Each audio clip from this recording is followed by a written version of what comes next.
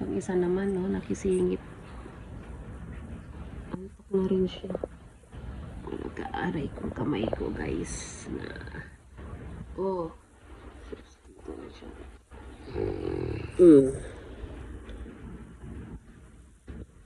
Tulog na tulog, guys. Storbo daw ako. Busy ang aming papa ron. Ganito si Posen.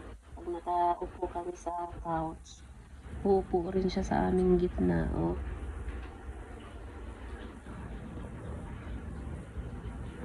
Walang suklay-suklay, guys. Gabi rito sa akin. Gandang gabi. Night dito sa amin, guys. Oh boy. Grabe naman. Ang aking katabi. Tulog ang aming Posen. Ayan, guys.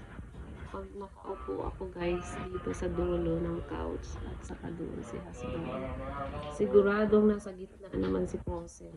Kasandal pa sa akin. Sarap ng tulog ko, guys. Si Mr.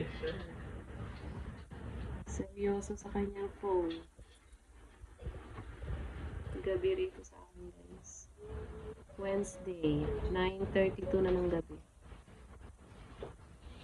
Naantok na ako. Ito naman, no. Uy, tumayo na tuloy.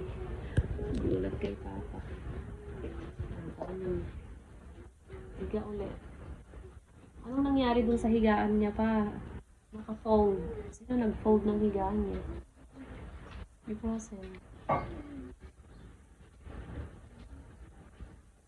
Yung stock toys niya pa. May sudan ng higaan ni Posen. May stock toys. Tulog din siya. Here! Ay, naku. Naman nagtampo. Oh. Good night. Tulog na ba talaga yan? Pinipimit na.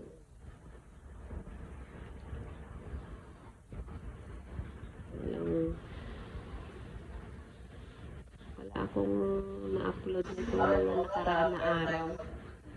Kaya masama ang pakiramdam ko, guys. Pero okay na ako ngayon. Anong papanoorin mo pa?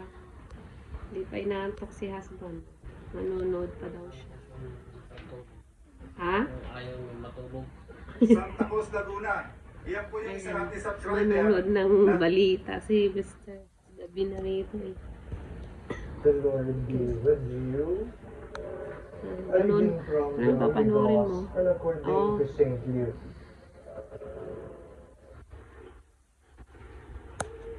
Bye, guys.